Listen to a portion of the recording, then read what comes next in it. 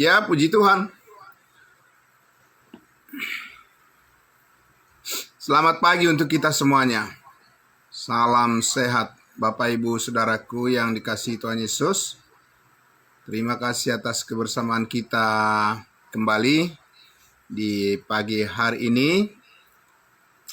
Hari yang baru yang Tuhan karuniakan untuk kita jalani sebelum kita melakukan berbagai aktivitas kita yang sudah kita agendakan dalam satu hari ini. Marilah Bapak Ibu Saudaraku yang kekasih dalam Kristus Yesus, kita sudah menyanyikan lagu pujian kita, Mulia Setia Tuhan. Saatnya sekarang kita kembali siapkan Alkitab kita, Bapak Ibu Saudaraku. Kita akan membaca dan merenungkan dan juga menghidupi apa yang Tuhan ajarkan kepada kita semua. Dan terima kasih, selamat pagi juga untuk Ibu Oto kami yang selalu setia, Ibu Clara Bursimamora yang selalu bersama-sama dengan kita di dalam ibadah saat teduh kita setiap pagi. Juga saudara kami Rivo Alamat dari Manado, dan terima kasih semuanya yang lain juga yang bergabung pada pagi hari ini. Terima kasih, selamat pagi, salam sehat buat kita semua. Baiklah, mari kita tundukkan hati kita berdoa, kita akan mendengarkan kembali firman kebenaran Tuhan, kita berdoa.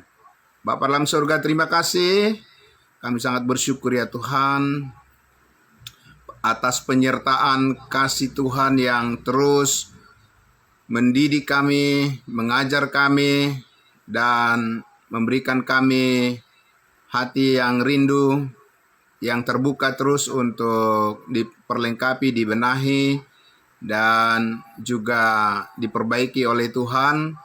Dan terima kasih atas firman-Mu yang terus membangunkan kami, menghidupkan kami, menyemangati kami semua, orang-orang percayamu, untuk datang selalu bersyukur kepadamu tanpa hentinya. Nah, kami tahu kebaikan Tuhan begitu besar dalam hidup kami. Kami menyambut firman-Mu ya Tuhan, dalam nama Tuhan Yesus kami berdoa. Amin. Puji Tuhan. Baik Bapak Ibu Saudaraku yang dikasihi Tuhan Yesus, mari kita kembali akan membuka Alkitab kita dari kitab Efesus pasal 2. Ya. Saudaraku yang dikasihi Tuhan Yesus, sekali lagi terima kasih atas semua pelayanan yang kita lakukan bersama-sama.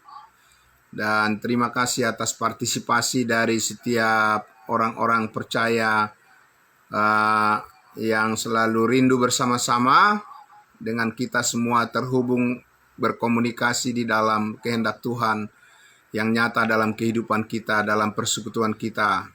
Nah, Bapak Ibu Saudaraku yang dikasihi Tuhan Yesus,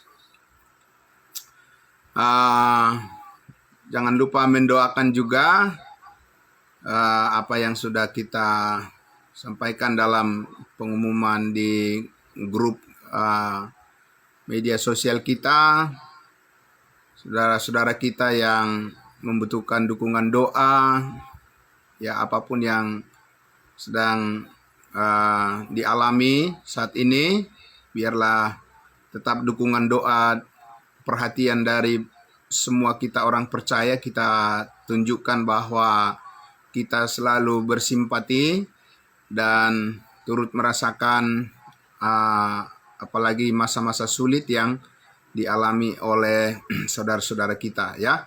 Nah, baiklah Bapak Ibu semuanya, kembali lagi kita ke Efesus pasal 2. Kita akan membaca dari ayatnya yang ke 18 ya. Ya, kita mulai dari ayat 17 lah. 17. Ia datang dan memberitakan damai sejahtera kepada kamu yang jauh dan damai sejahtera kepada mereka yang dekat. Karena oleh Dia kita kedua pihak dalam satu roh beroleh jalan masuk kepada Bapa. Jadi dua ayat ini dulu, satu lagi ya. Ayatnya yang ke-19 ya. Demikianlah kamu bukan lagi orang asing dan pendatang, melainkan kawan sewarga dari orang-orang kudus dan anggota-anggota keluarga Allah. Betapa kayanya ya setiap perkataan kalimat di dalam firman yang sudah kita baca baru saja Bapak Ibu Saudara, 3 ayat yang kita baca. Dari ayatnya yang ke-16 tadi dikatakan, ayatnya yang keberapa tuh, ayat 16, dan untuk memperdamaikan keduanya di dalam satu tubuh dengan Allah oleh salib, dengan melenyapkan perseteruan pada salib itu. 17, ia datang dan memberitakan damai sejahtera kepada kamu yang jauh dan damai sejahtera kepada mereka yang dekat, karena oleh Dia Yesus kita kedua pihak dalam satu roh beroleh jalan masuk kepada Bapa. Saya menyoroti khusus di ayatnya yang ke-18 tadi, dikatakan karena oleh Yesus kita beroleh, kita kedua pihak dalam satu roh beroleh jalan masuk kepada Bapa.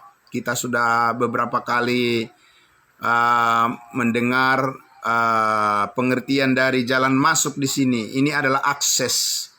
Ya, bagaimana sesuatu yang tertutup akhirnya ada pintu masuk.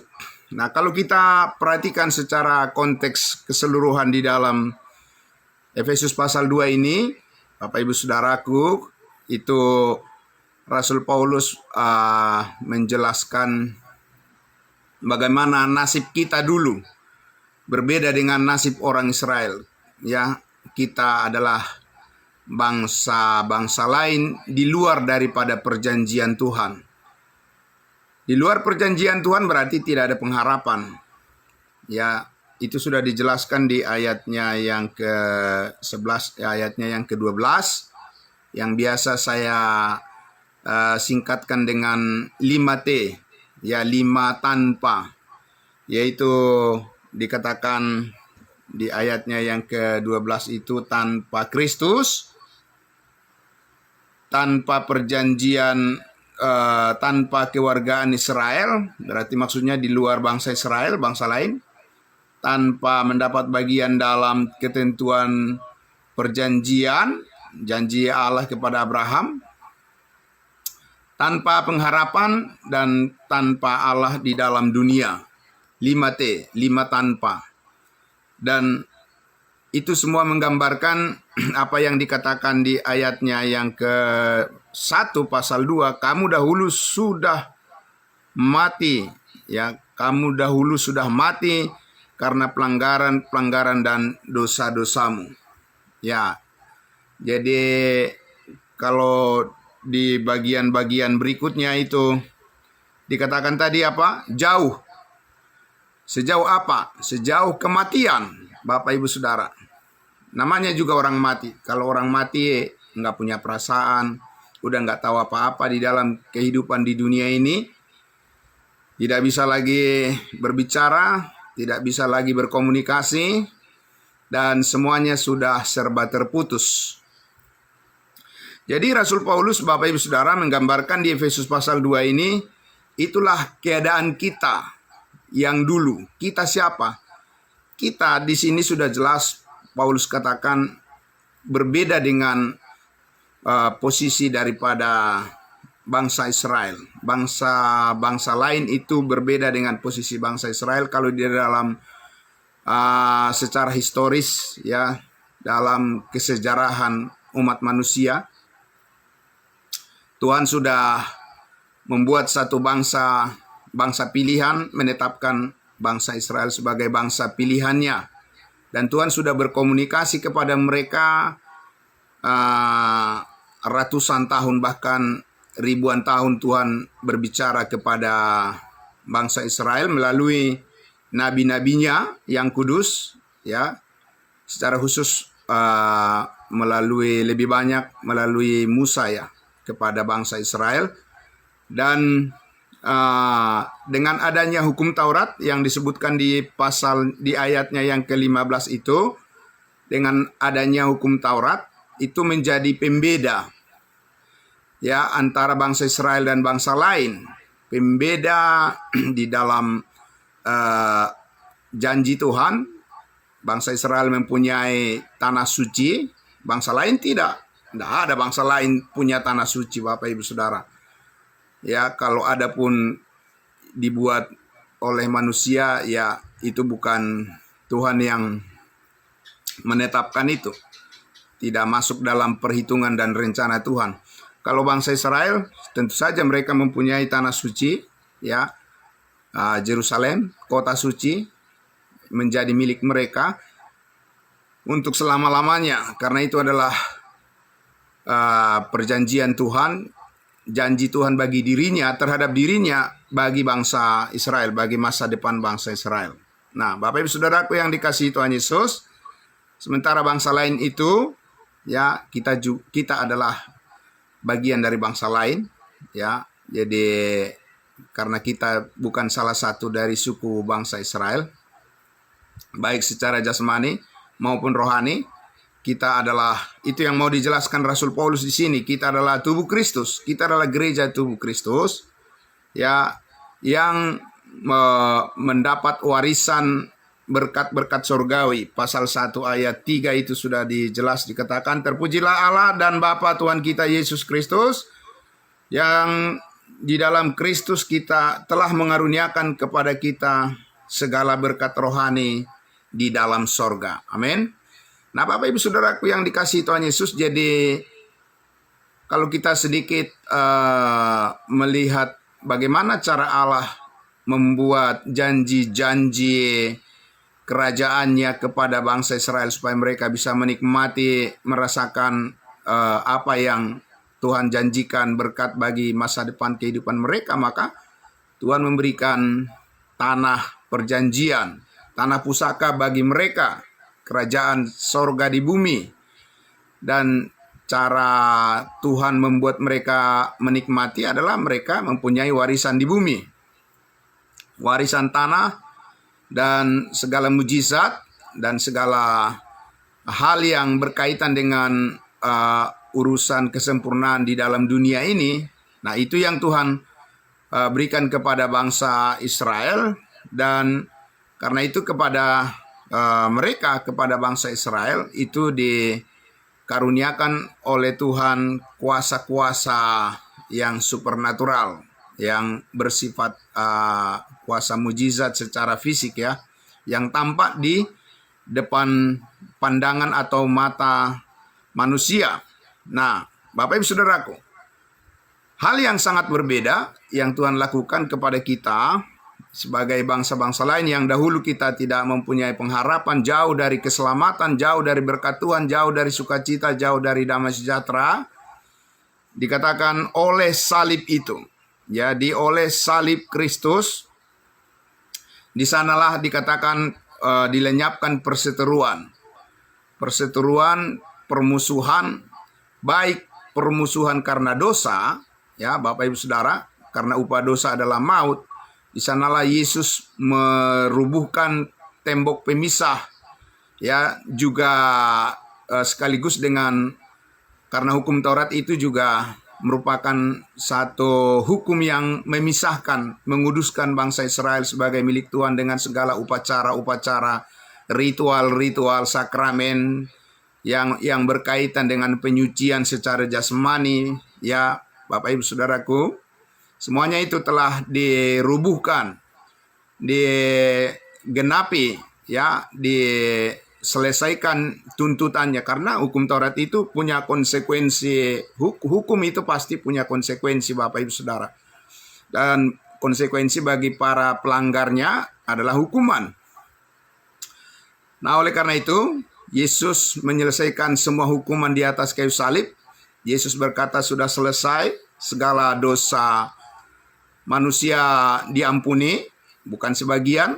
Bapak Ibu Saudara, tidak ada kebenaran di dalam tubuh Kristus sebagian dosa diampuni, tidak.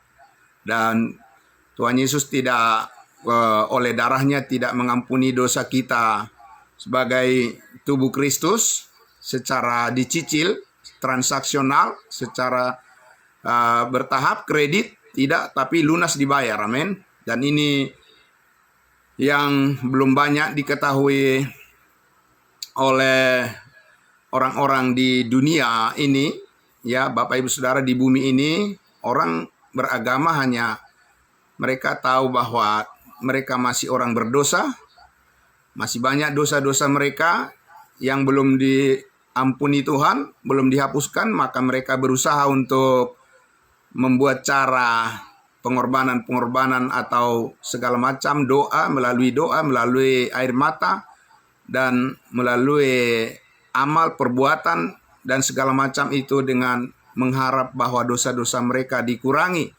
ada remisi ya dari Tuhan. Tapi saudaraku, kalau mengerti arti daripada kasih karunia Tuhan saat ini, ya, kasih karunia Tuhan saat ini adalah pengampunan segala dosa. Kalau kita mau mengartikan sesuai dengan Alkitab apa itu kasih karunia Tuhan, yaitu pengampunan segala dosa itu, Bapak Ibu Saudara. Karena itu bukan hasil usaha kita.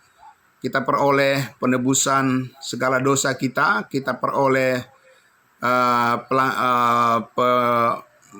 penghapusan, ya, penebusan akan segala pelanggaran kita, ya, dan segala masa lalu kita yang buruk itu ditebus oleh darah Kristus, lunas dibayar. Maka secara kontan kita sekarang sudah menjadi milik Tuhan secara permanen.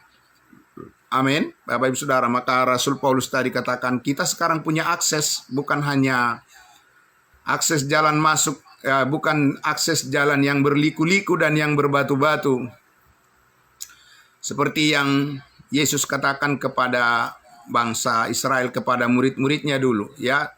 Yesus mengatakan, sebab sempitlah jalan menuju kepada kehidupan, pada kerajaan Allah.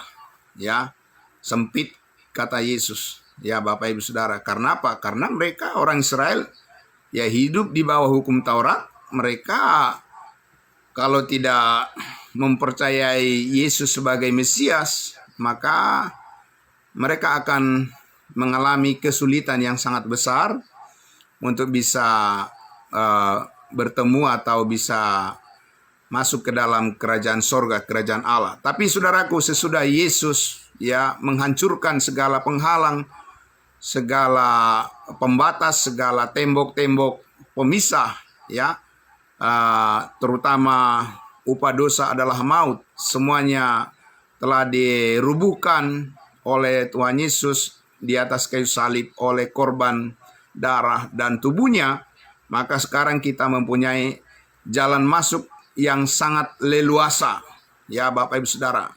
Bagaimana leluasanya? Benar-benar Bapak Ibu Saudara, saat ini Allah ingin menyelamatkan semua orang hanya melalui iman, bukan ditambah dengan usaha, perbuatan atau kerajinan beragama, ketekunan, kesetiaan, melakukan perintah-perintah Tuhan. Bukan itu aksesnya, jalannya. Malah itu bisa membuat terjadi sempit dan tertutup jalan masuk kepada Allah, jalan keselamatan kepada Allah, kepada kehidupan yang kekal, masuk sorga, ya. Segala tambahan-tambahan kebajikan, kesalehan manusia itu menjadi penghalang untuk masuk, bertemu dengan Tuhan, bertemu dengan Allah, dan masuk ke dalam rumah Bapa di sorga.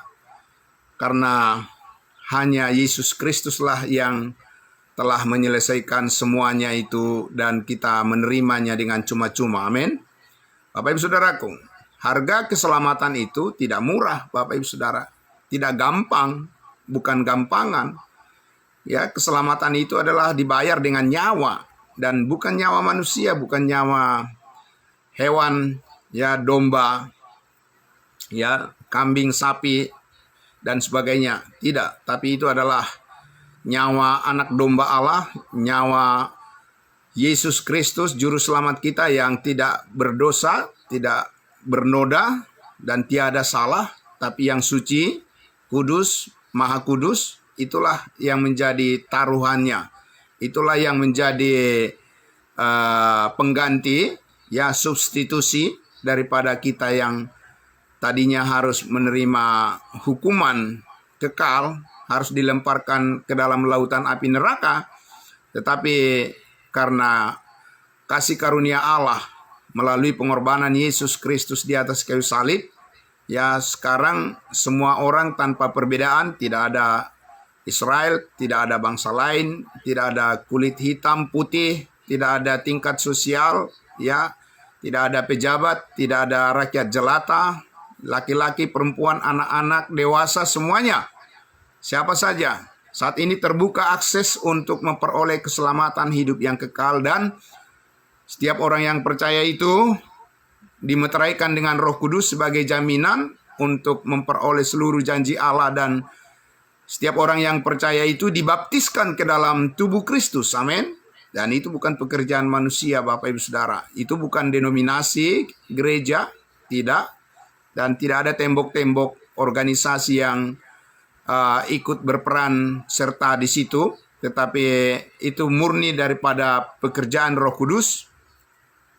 Ketika seseorang percaya kepada Injil kasih karunia Allah, Injil anugerah Allah, kabar baik tentang pengorbanan Yesus Kristus di atas kayu salib yang telah menyelesaikan semua tuntutan hukuman bagi setiap orang yang percaya, diterima oleh Tuhan menjadi apa tadi dikatakan di situ, saudaraku, dikatakan ia datang memberitakan damai sejahtera kepada kamu yang jauh dan damai sejahtera kepada mereka yang dekat.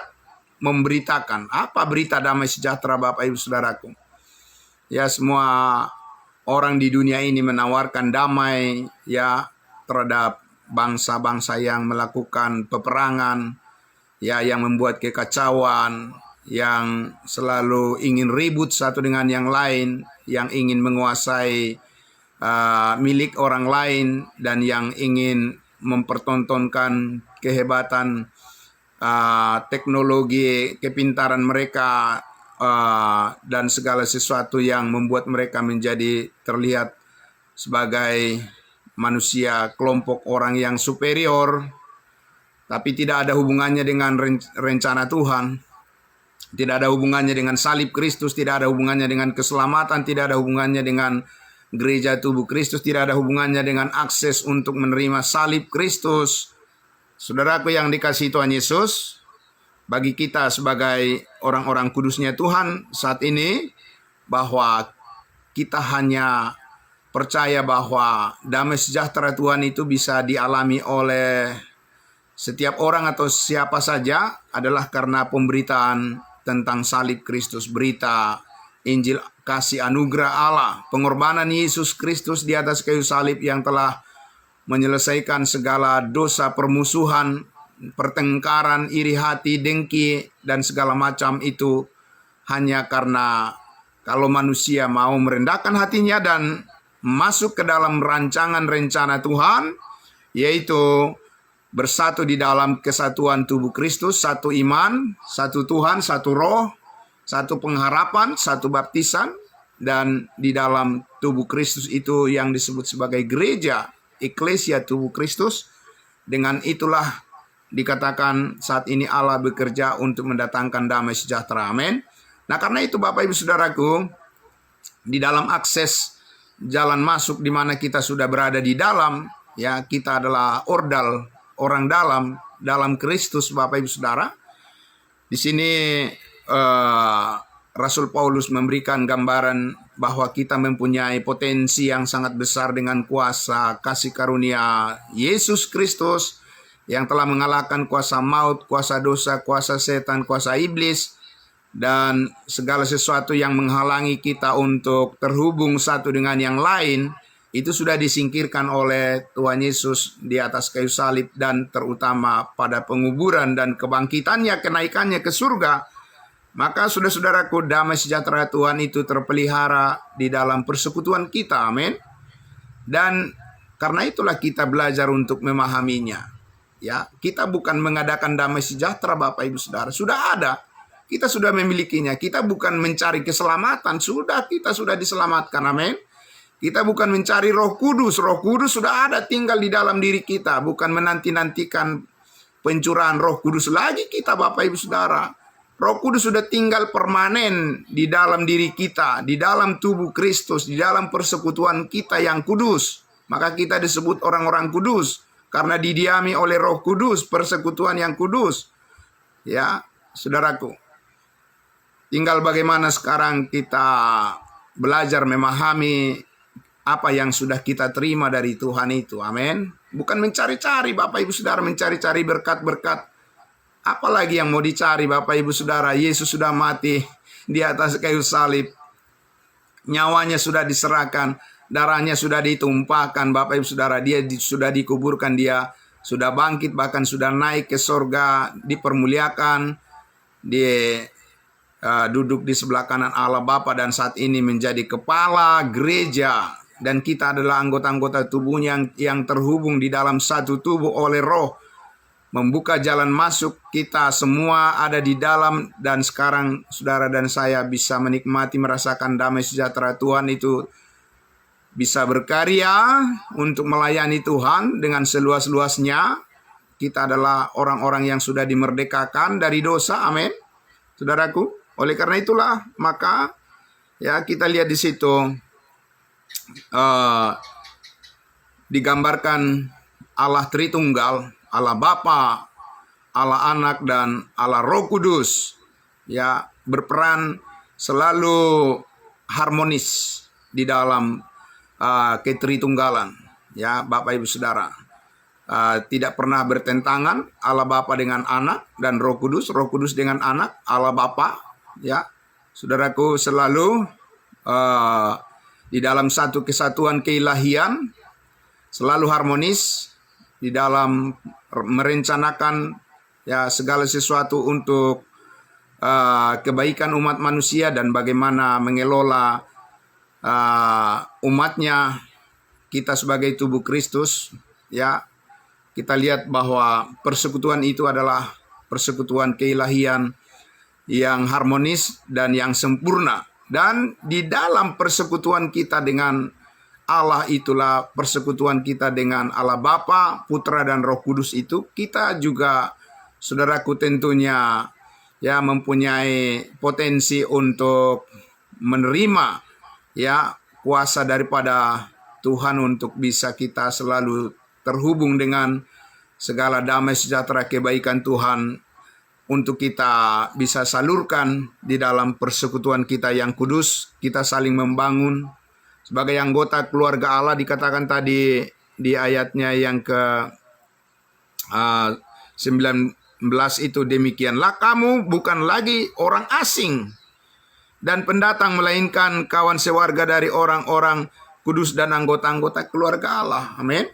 Nah, kalau kita lihat Bapak Ibu Saudara, kalau dilanjut ke pasal 4 ya, ayat 32 dikatakan, hendaklah kamu ramah seorang terhadap yang lain, penuh kasih mesra dan saling mengampuni, sebagaimana Allah di dalam Kristus telah mengampuni kamu. Sebagai manusia baru, sebagai ciptaan baru, Bapak Ibu Saudaraku yang dikasihi Tuhan Yesus, kita mempunyai jalan masuk untuk mendapati segala identitas kehidupan, melihat identitas kita yang baru di dalam tubuh Kristus yang penuh damai sejahtera itu. Kita belajar untuk mengerti melalui firman-Nya. Tidak mungkin orang-orang percaya, orang-orang kudusnya Tuhan yang menjauh dari persekutuan yang benar, ya persekutuan kudus, tidak mungkin mereka bisa menemukan akses jalan masuk untuk menemukan damai sejahtera dengan siapa Bapak Ibu Saudara. Ya, saudaraku yang dikasihi Tuhan Yesus. Karena kalau kita lihat di Galatia pasal 6 kan Paulus katakan ya supaya dikatakan berbuat baik kepada semua orang, tetapi terutama kepada kawan-kawan seiman, saudara-saudara seiman, kudusnya Tuhan. Ya, karena apa? Karena di dalam tubuh itulah kita melekat satu dengan yang lain, terhubung satu dengan yang lain. Kita tertanam di dalam tubuh Kristus, maka otomatis anggota-anggota tubuh itulah yang harus lebih dulu saling membangun, saling meneguhkan ya, saling menasihati, dan bagaimana kita saling menopang satu dengan yang lain supaya semuanya bertumbuh dan kuat. Dengan demikian sebagai tempat kediaman Allah, bait Allah yang kudus. Amin.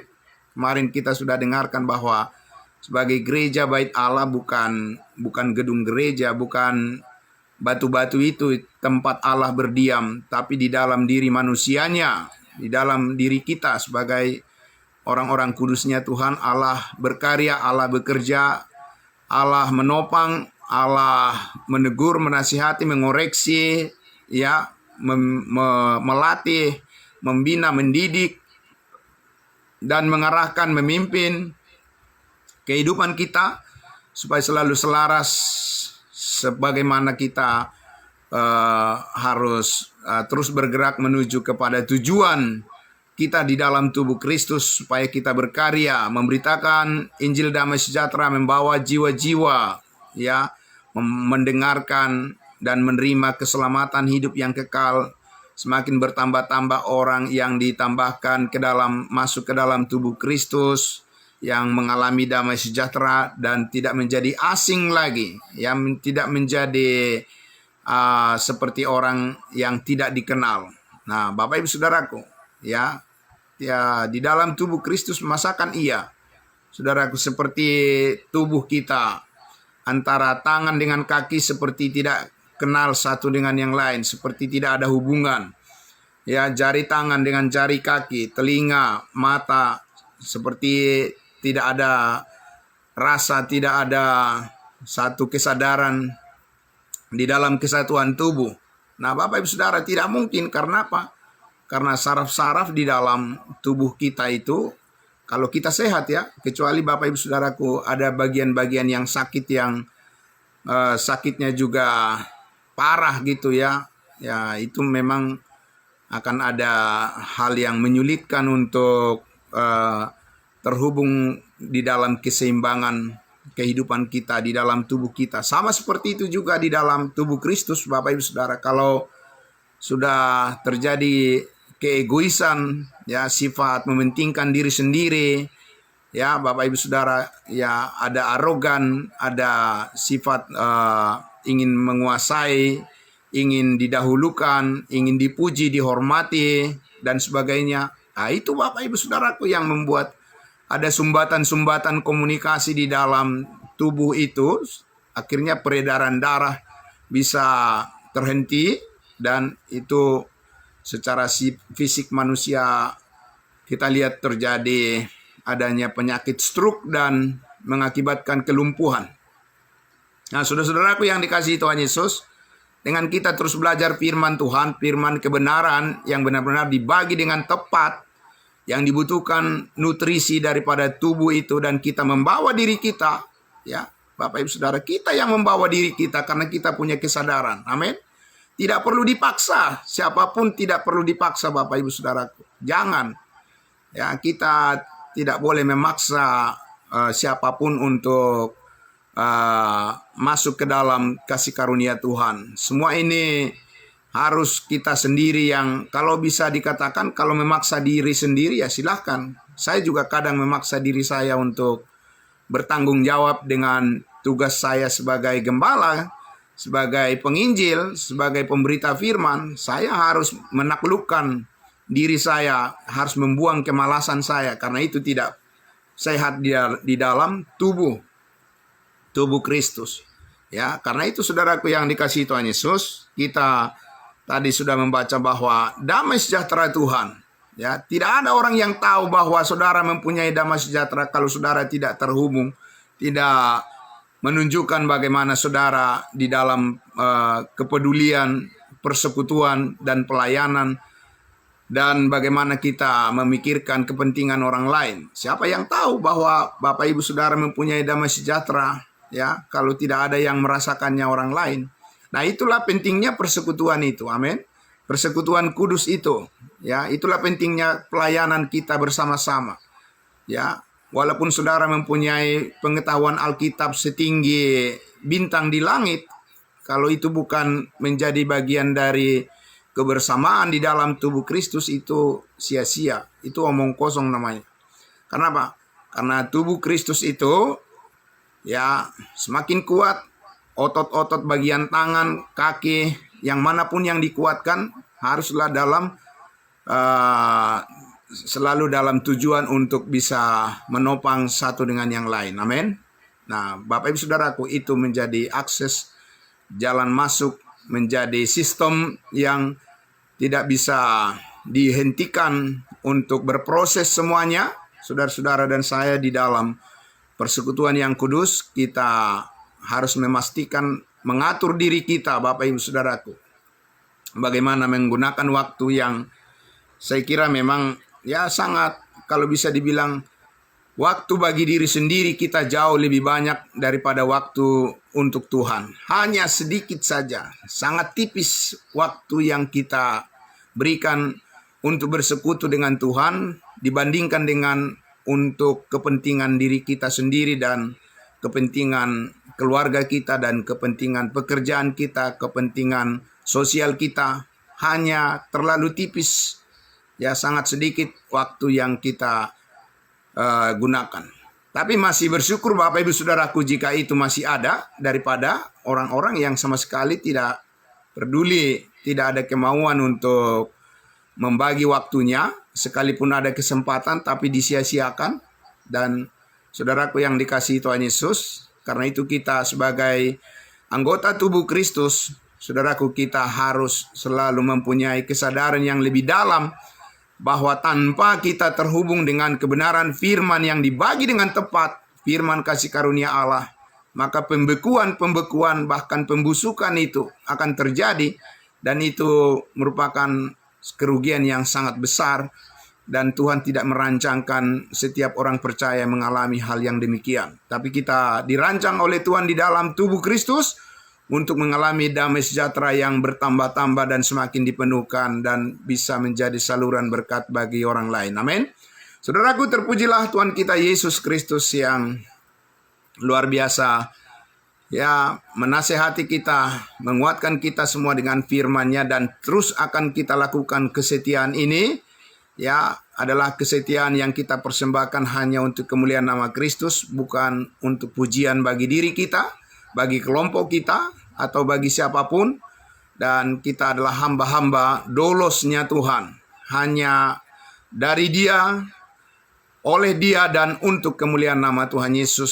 Segala sesuatu kita perbuat sungguh-sungguh seperti untuk Tuhan, bukan karena untuk manusia lagi. Amin. Mari kita berdoa. Bapa dalam surga, terima kasih, kami sangat bersyukur ya Tuhan, pagi hari ini kembali lagi sebagai manusia baru, ciptaan baru, tubuh Kristus yang dulu asing, jauh dari berkat Tuhan. Sekarang kami sudah sangat dekat. Kami adalah anggota-anggota tubuh-Mu yang permanen, yang tidak akan Engkau tolak lagi. Mungkin dunia menolak kesaksian kami, tapi Tuhan tidak pernah menolak diri kami, karena kami adalah anggota tubuh-Mu yang permanen, dan kami hidup di dalam kasih karunia-Mu, keselamatan, hidup yang kekal, dan bertumbuh di dalam anugerah Tuhan. Dan kami rindu supaya makin banyak orang yang mengenal kasih karunia-Mu yang menyelamatkan ini sebagai sumber sukacita, damai sejahtera, dan segala berkat kebahagiaan dalam kehidupan kami. Terima kasih Bapa dalam surga, diberkati semua saudara-saudara kami yang sudah bergabung pada pagi hari ini. Tuhan memberkati semuanya, apapun yang menjadi pergumulan kami masing-masing. Kami percaya Kristus adalah kepala, daripada-Mulah kami memperoleh segala berkat yang mencukupkan apa yang kami perlukan, supaya tetap bisa setia hidup di hadapan-Mu di dalam kekudusan-Mu. Dan terima kasih atas segala berkat yang telah Engkau limpahkan bagi kami. Dalam nama Tuhan Yesus kami berdoa. Haleluya, puji Tuhan. Amin. Terima kasih saudaraku, selamat pagi semuanya. Salam sehat, semangat semua. Tuhan memberkati. Ya, terima kasih saudaraku semua. Kembali kepada hambanya Bapak Pendeta Joksen Pardosi. Shalom semua.